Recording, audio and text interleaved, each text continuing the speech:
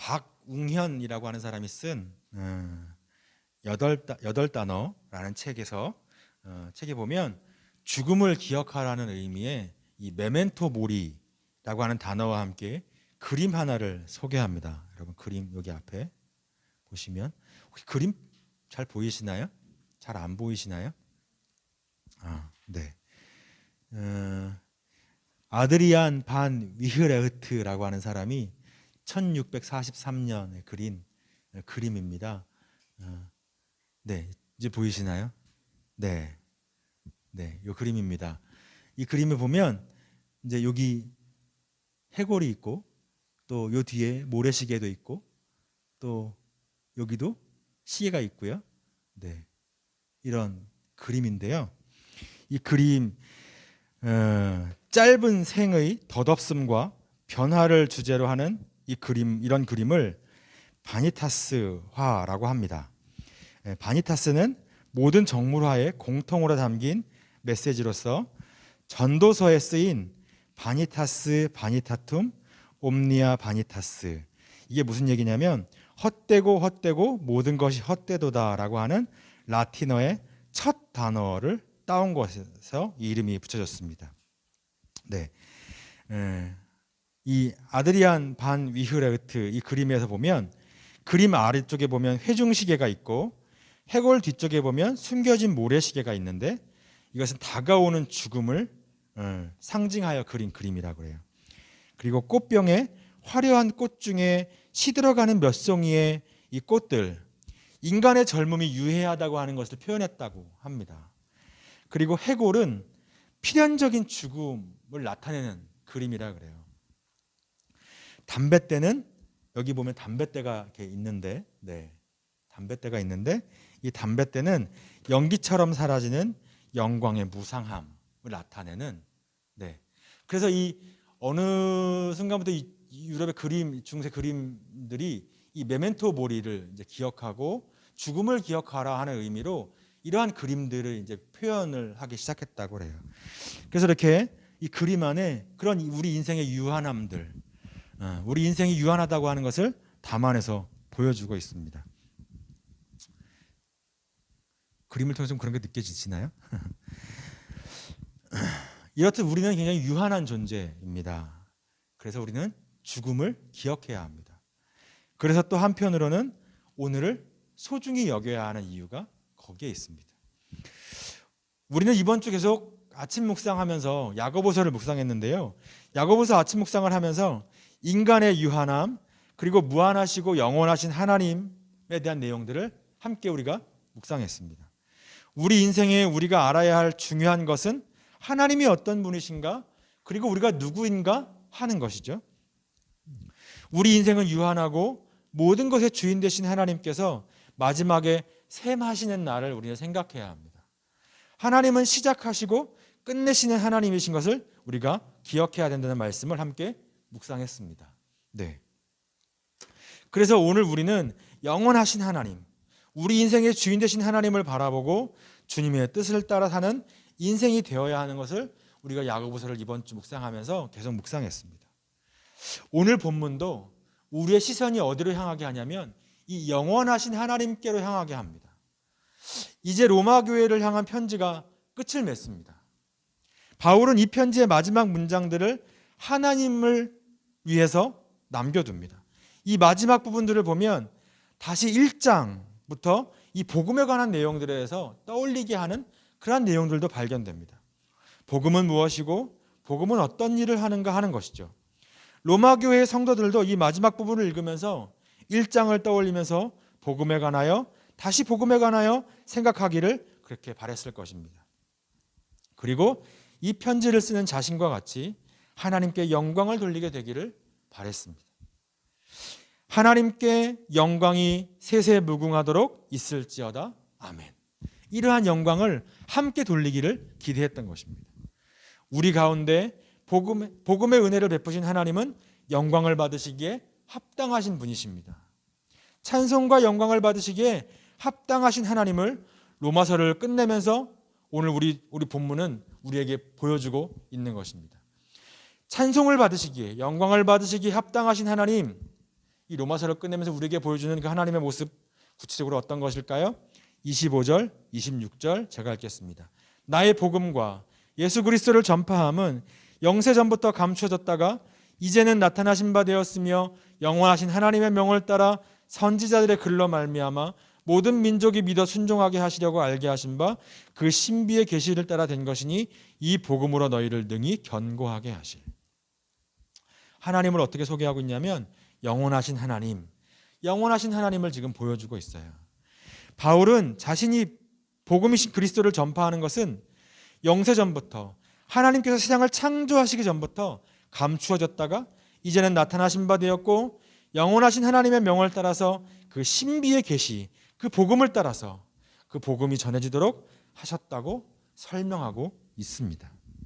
메시지가 이 본문을 이렇게 풀어서 설명하고 있어요. 오랫동안 비밀이었으나 이제 성경의 예언의 말씀을 통해 밝히 드러낸 비밀입니다. 이제 세상 모든 나라가 진리를 알고 순종과 믿음으로 인도되어 하나님의 명령을 따라 살 수 있게 되었습니다.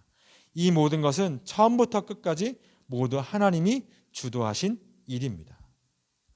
복음을 우리에게 주신 영원하신 하나님은 언제나 계시고 어디에나 계시고 시작하시면서 끝내시는 분이시고 모든 것을 할 수 있으시고 그분의 백성에게 말씀하신 것을 반드시 이루시는 분입니다. 그래서 이 복음의 역사를 처음부터 끝까지 모두 하나님께서 주도하신, 그렇게 일하시는 그 주권자 하나님이신 것이죠. 성경은 곳곳에서 이 영원한 하나님을 보여주고 있습니다. 시편 90편 2절입니다. 산이 생기기 전 땅과 세계도 주께서 조성하시기 전 곧 영원부터 영원까지 주는 하나님이시니이다. 유다서 1장 25절이에요. 곧 우리 구주 홀로 하나이신 하나님께 우리 주 예수 그리스도로 말미암아 영광과 위엄과 권력과 권세가 영원 전부터 이제와 영원토록 있을지어다. 아멘. 하나님은 영원하시고 하나님은 전능하시고 하나님은 역사와 시간의 주관자이신 것을 찬송하고 있어요. 우리도 매일의 삶 속에서 영원하신 하나님을 바라보고 그 하나님을 찬송하는 우리 모두가 되었으면 좋겠습니다. 그런데 하나님이 영원하시는 것을 우리는 너무 익숙하게 많이 들어왔지만 오늘 내 삶과는 너무나 멀게 느끼고 살아가는 것은 아닌가, 이런 생각을 해봤어요.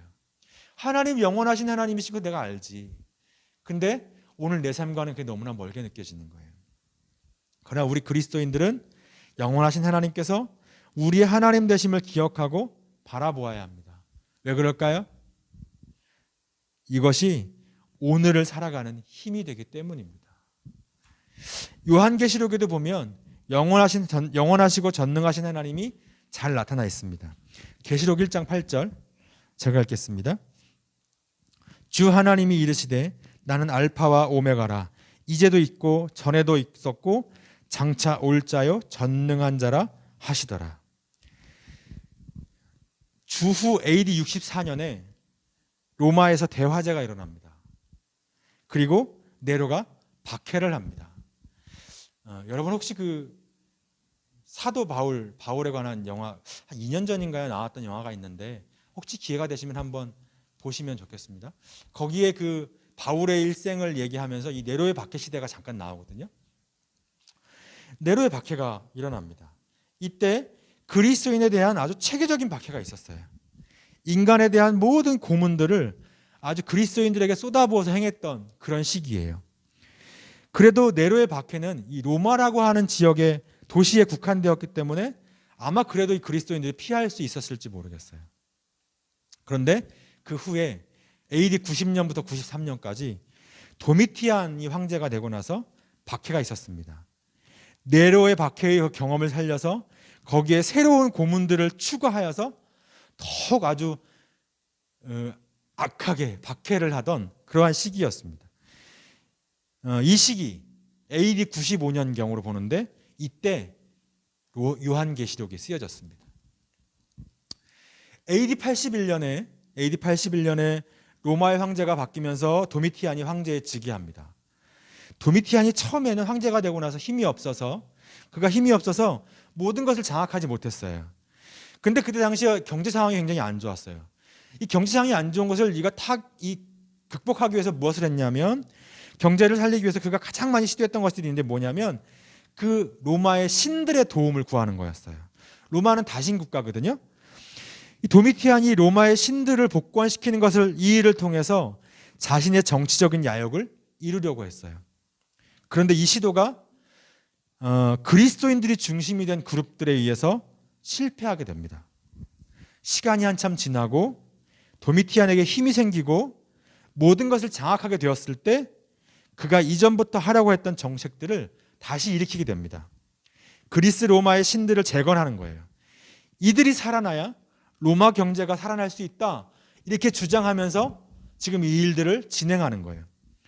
그가 이 정책을 다시 시도하면서 거기에 한 가지를 끼워 넣는데 뭘 끼워 넣었냐면 로마 황제인 자신을 신격화하는 거였어요.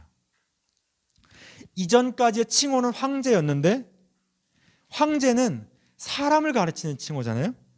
근데 이 칭호를 사용하지 못하게 하고 자신에 대한 공식적인 칭호를 뭐라고 하냐면 도미티안, 우리 주, 우리 하나님이라는 칭호를 자기에게 붙이는 거예요. 그러니까 사실 로마 사람들은 그게 사실 나쁘지 않았어요. 왜냐하면 로마에서는 이전에 로마 황제들이 죽은 다음에는 죽은 로마 황제들은 다 신이었어요. 그래서 그들을 위한 신전이 있었고 그 신전에 그들을 모시는 것들이 있었죠. 그래서 어차피 죽으면 신이 되는데 그냥 지금 신이 되어도 아무 문제가 없었던 거예요. 오히려 좋았어요. 왜냐하면 로마는 신이 다스리는 나라다, 이렇게 여길 수 있는 명분이 생겼거든요. 그런데 이 일을 반대하는 그룹들이 있었어요.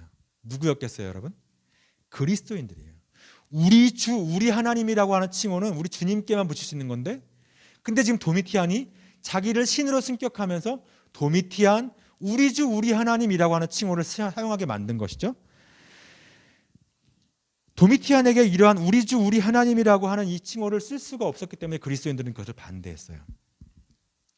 도미티안은 이전에 그리스도인들이 반대했던 것들에 앙심을 품고 있었습니다. 그래서 이번에는 오히려 반대하기를 기다렸다가 이 반대하는 사람들을 박해하기 시작했어요. 그리스도인들이 이 일에 반대했기 때문에 로마 경제가 안 좋아졌다, 이렇게 공식적으로 선언했고요. 그래서 그리스도인들을 잡아서 로마의 신들에게 제물로 드리자, 이렇게 선언했습니다. 그리스도인들을 잡기 시작했어요. 그랬더니 그리스도인들이 이제 숨기 시작합니다. 로마의 군인들은 그리스도인들을 찾기 위해 고문을 합니다. 그들은 더 많이 잡으면 잡을수록 승진을 하고 잔인하게 죽이면 죽일수록 신을 기쁘게 숭배한다는 생각이 그들에게 있었기 때문에 그리스도인들을 잡는 일에 혈안이 되었어요. 그리스도인들도 네로의 박해 때에 피하는 방법들을 경험했습니다. 그래서 숨어 들어가기 시작했습니다. 여러분, 카타콤을 들어보셨나요? 박해를 피해서 그리스도인들이 숨어 지내던 지하교회예요. 깊이가 어느 정도까지 있냐면 지금도 카타콤 유적이 있는데 안전을 위해서 한 3층까지밖에 못 내려간다 그래요. 근데 그 깊이가 지하 20층이래요. 죽음에 대한 두려움이라고 하는 게 여러분 이런 거예요. 지금도 포크레인으로 땅을 파고 들어가도 지하 20층이면 쉽지 않은 깊이인데 그때 당시에는 포크레인도 없었잖아요. 이 사람들이 뭘로 파고 들어갔겠어요? 네, 뭐 하여튼 그랬겠죠. 지하 20층을 파고 들어간 거예요. 이 죽음에 대한 공포 때문에 숨어 들어가기 시작하는데 사람이 다니는 좁은 통로와 길들을 지하 20층까지 파고 들어가서 카타콤 지하교회를 만들었어요. 로마의 박해와 고문은 너무나 끔찍했습니다. 당시 로마가 즐기던 레저 가운데 하나가 뭐였냐면 사냥이었대요. 로마의 사냥개는 용맹하고 충성스럽고 맹수와 마주서서도 물러서지 않았다 그래요. 그런데 이러한 사냥개를 2주에서 3주 정도 굶깁니다. 그리고 그리스도인들을 잡아온 그리스도인들을 부모와 아이를 같이 앉혀놓고 근사한 식사를 대접합니다. 그리고 식사가 끝나면 아이를 이제 집으로 돌려보낸다고 내보내면서 아이에게 염소나 양털 가죽을 뒤집어 씌운다 그래요. 그리고 내보내요. 그리고 나서 이 굶주린 사냥개를 풀어놔요. 그러면 굶주린 사냥개가 달려가서 이 아이를 물어서 죽이는 거예요. 가족이 보는 앞에서 이런 일들을 행하는 거예요. 그리고 또 물어보는 거예요. 그리스도인들이 어디 있어? 네가 아는 대로 다 대답해. 몰라? 그럼 또 불러다가 이런 일들을 행하는 거예요. 그러니까 이런 박해들이 막 있었어요. 그리스도인들을 잡아와서 고발자를 알려주고 너를 누가 고발했어? 이렇게 얘기하면서 교회를 와해하기 시작했어요. 원형극장에서 사람들을 모아놓고 연극을 하는데 그리스도인들을 발가벗겨놓고 그리스 로마 신화의 내용을 연극하였다고 합니다. 성적으로 문란한 내용의 그리스 로마 신화의 내용들을 연극으로 하게 한 거예요. 여러분 생각해 보세요. 같은 교회 성도들이 잡혀온 거예요. 어제까지 한 교회에서 같이 신앙생활을 하던, 한 모임을 하던 그 사람들을 잡아다가 발가벗겨놓고 그 그리스 로마 신화의 내용들을 사람들이 많은 그 원형극장에서 연극으로 표현하게 한 거예요. 이 사람들에게는 정말 말로 다 할 수 없는 수치심이에요. 그리고 나서 이걸 마치고 나면 맹수를 풀어놓았다 그래요.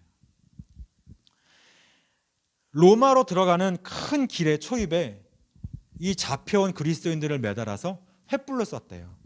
시간이 되면 이 로마의 신들을 불러오는 그러한 의식을 하고 이 횃불을 통해서 로마의 신들이 이 로마로 들어오도록 불러오는 의식을 한 거예요. 그래서 사람들을 매달아 놓고 횃불로 쓰는, 거기다 불을 붙여서 횃불로 쓰는 그러한 일들을 했다 그래요. 이러한 무지막지한 박해가 있었어요. 이런 무지막지한 박해 때문에 배교하는 일이 많이 일어났어요. 이 박해에서 살 수 있는 유일한 방법이 뭐였냐면 배교였어요. 그리스도인을 부인하고 도미티안을 하나님으로 고백하는 일들인 거예요. 1세기 이전까지 가장 악랄했다고 하는 도미티안의 박해. 그 도미티안이 이런 선언을 했다 그래요. 내 살아생전에 나의 제국에 있는 그리스도인과 교회에 내가 씨를 말려버리겠다. 이런 얘기를 했다 그래요. 수많은 이들의 배교, 수많은 이들의 순교, 교회와 성도의 숫자가 줄어들었어요. 그 중에는 예수님을 마음으로 사랑하지만 고문과 죽음이 두려워서 배교하는 이들도 많았어요. 결국 잡혀가서 죽임을 당하는 사람들은 굉장히 신실한 사람들이었죠. 그 당시에 교회에 리더가 없었어요. 왜냐하면 사도 요한이 반모섬으로 유배를 갔죠. 교회의 가장 리더격인 사도 요한이 반모섬으로 유배를 간 거예요. 숨어있는 수많은 교인들이 어떻게 할까를 고민했어요. 이러한 상황 속에 리더가 있다면 리더와 함께 그 해답을 따라 우리가 따라갈 텐데 리더는 반모섬으로 유배를 가고 그럼 이 상황에서 우리는 어떻게 해야 될까? 이들이 막 믿음의 갈등 속에 있는 상황이었어요. 하나님은 침묵하는 것처럼 보였어요. 고난이 있고 박해가 있고 죽음의 상황이 너무나 힘들었죠.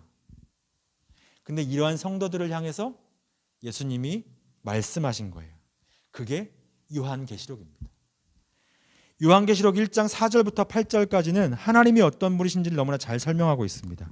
요한계시록 1장 4절부터 8절까지 말씀 보시면서 9절 보시면서 제가 읽도록 하겠습니다. 눈으로 따라 읽으시면 좋겠습니다. 요한은 아시아에 있는 7교회에 편지하노니 이제도 계시고 전에도 계셨고 장차 오실 이와 그의 보좌 앞에 있는 7영과 또 충성된 증인으로 죽은 자들 가운데 먼저 나시고 땅의 임금들의 머리가 되신 예수 그리스도로 말미암아 은혜와 평강이 너희에게 있기를 원하노라. 우리를 사랑하사 그의 피로 우리 죄에서 우리를 해방하시고 그의 아버지 하나님을 위하여 우리를 나라와 제장으로 삼으신 그에게 영광과 능력이 세세토록 있기를 원하노라. 아멘. 볼지어다 그가 구름을 타고 오시리라. 각 사람이 눈이 그를 보겠고 그를 찌른 자들도 볼 것이요 땅에 있는 모든 족속이 그로 말미암아 애곡하리니 그러하리라. 아멘. 주 하나님이 이르시되 나는 알파와 오메가라. 이제도 있고 전에도 있었고 장차 올 자요 전능한 자라 하시더라. 이제도 계시고 전에도 계셨고 장차 오시리. 알파와 오메가라고 말씀하시는 주님. 그런데 이 표현이요, 요한계시록 4장에 가도 또 동일한 표현이 나오는데 순서가 좀 달라요. 요한계시록 4장에 가면 전에도, 이제도, 장차 이렇게 설명하면서 우리가 표현하는 표현 방식에 따르면 시간의 순서에 따라 이전에, 그리고 지금, 그리고 장차. 근데 오늘 우리가 방금 읽은 요한계시록 1장 이 8절 말씀에 보면 이제도 있고 전에도 있었고 장차 오실 이, 그 순서와는 좀 다르게 이렇게 설명하고 기록하고 있어요. 왜 이 순서를 바꿔놓았을까요? 지금 오늘 여기 살아계신 하나님을 지금 강조하고 있는 거예요. 이들이 박해 가운데, 고난 가운데, 역경 가운데 하나님을 바라보지 못하는 사람들에게, 자신이 어떻게 할 수 없는 이 고난 가운데 있는 그리스도인들에게 지금 하나님이 살아계시다고 하는 것을 보여주면서 선언하고 있는 것입니다. 강조하고 있는 것입니다. 고난이 왜 힘들까요? 끝을 모르기 때문이에요. 우리는 유한하기 때문에 그 끝을 알 수가 없어요. 그러나 하나님은 알파이시고 오메가이세요. 하나님은 처음이시고 끝이세요. 하나님께서 끝내시는 거예요. 그 끝이 하나님께 있는 것이죠. 사람들은 고난을 끝내는 것이 도미티안에게 있다고 생각했을까요? 사람들은 이 고난을 끝낼 수 있는 것이 로마 군인에게 있다고 생각했을까요? 그러나 그 끝은 우리 주님에게 있다는 것이죠. 8절에 끝나면서 전능한 자라 라고 하는 이 전능한 자는, 이 전능한 자 헬라어 단어가요, 신약 성경 전체에 10번이 나오는데 한 번은 고린도후서에, 그리고 나머지 9번이 계시록에 나오고 있어요. 하나님은, 우리 주님은 이제도 계시고 전에도 계셨고 장차 오실 그 주님은 전능하신 하나님이시라는 거예요. 전능하신 주님이시라는 거예요. 영원하시고 전능하시고 세상의 주관자가 되시고 우리의 인생의 주인이신 하나님이시라는 거예요. 어둠에서 빛을 만드시고 죽음에서 생명을 만드시고 무에서 유를 창조하신 그 하나님, 우리는 무능하지만, 우리가 아무리 유능할지라도 그 하나님과 견줄 수 없고 비교할 수 없다. 그 하나님을 바라보아라, 지금 이렇게 말씀하고 있는 것입니다. 하나님은 영원하시고 하나님은 전능하신 하나님이세요. 여러분, 무엇이 이 사람들을 박해 속에서 견딜 수 있게 했을까요? 여러분, 무엇이 이들을 이 가운데 참 그리스도인이 되게 했을까요? 여러분, 무엇이 이들을 견디고 버틸 수 있는 그 오늘을 살아가는 힘이 되게 했을까요? 이들은 무엇을 붙들고 바라보았을까요? 복음이신 예수 그리스도, 영원하신 하나님, 전능하신 하나님이신 것입니다.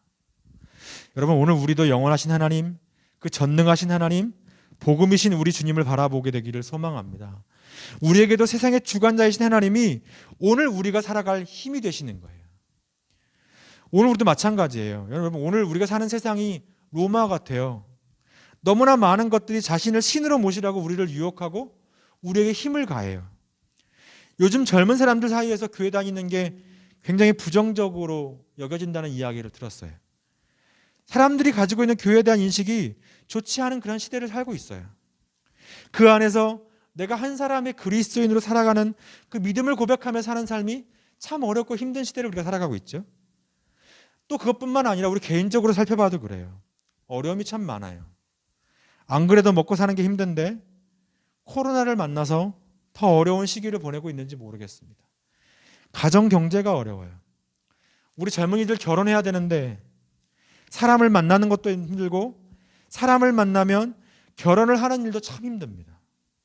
직장을 구하는 것도 힘들고, 직장을 해서 일을 잘하는 것도 어렵습니다. 육아도 어렵습니다. 육아는 끝이 없다 그래요. 어렵습니다. 사람과의 관계도 참 어렵습니다. 더군다나 순간순간 뜻하지 않게 우리가 만나는 문제들 앞에 우리가 얼마나 무기력한 사람인가를 느낄 때가 한두 번이 아니에요. 사랑하는 여러분, 여러분 지금 어떤 시간을 보내고 계십니까? 그 자리가 어디이든 우리가 믿음 안에서 오늘을 살아갈 힘이 우리 주님께 있다는 것을 기억하고 영원하신 주님을 우리가 바라보았으면 좋겠습니다. 그렇게 주님을 바라보는 우리가 되었으면 좋겠습니다. 그 주님께서 우리를 지키십니다. 우리를 더욱 견고하게 하실 것입니다. 26절, 27절 제가 읽겠습니다. 이제는 나타내신 바 되었으며 영원하신 하나님의 명을 따라 선지자들의 글로 말미암아 모든 민족이 믿어 순종하게 하시려고 알게 하신 바 그 신비의 계시를 따라 된 것이니 이 복음으로 너희를 능히 견고하게 하실 지혜로우신 하나님께 예수 그리스도로 말미암아 영광이 세세 무궁하도록 있을지어다. 아멘. 여러분, 복음이 우리를 견고하게 합니다. 복음은 우리를 구원하시는 능력입니다. 또 복음은 우리를 믿음 안에서 견고하게 하시고 우리를 거룩하게 하시는 능력입니다. 마지막 주님의 날까지 우리를 지키시고 인도하시는 능력입니다. 하나님은 우리가 생각하지 못한 지혜로움으로 우리에게 복음의 은혜를 주셨습니다. 영원하신 하나님을 바라보게 하셨습니다. 하나님의 생각은 우리의 생각과 달라서 우리의 생각 너머에서 일하시고 우리에게 미래와 소망을 주시는 하나님이십니다. 오늘 다시 한번 우리의 유한함을 인정하고 영원하신 주님을 바라보면서 하나님을 찬송하는 우리 모두가 되기를 간절히 소망합니다. 영원하신 하나님께서 우리와 함께 하심으로 오늘을 살아갈 힘을 얻고 주님이 주시는 은혜를 누리는 우리 모두가 되기를 간절히 소망합니다. 영원하신 하나님께 그 구원을 얻은 하나님 백성의 명예로운 삶을 오늘 우리 삶의 자리에서 누리고 살아가는 우리 모두가 되기를 간절히 소망합니다. 이제는 우리 주 예수 그리스도의 은혜와 아버지 하나님의 크신 사랑하심과 성령님의 교통감화 역사하심이 영원하신 하나님을 바라보고 하나님과 동행하며 우리의 삶의 자리를 다시 한번 걸어가기를 소망하며 나아가는 우리 더불어서 함께 성도들, 가정과 일터와 그 모든 거하는 삶의 자리 위에 이제로부터 영원토록 함께 하시기를 간절히 축원하옵나이다. 아멘.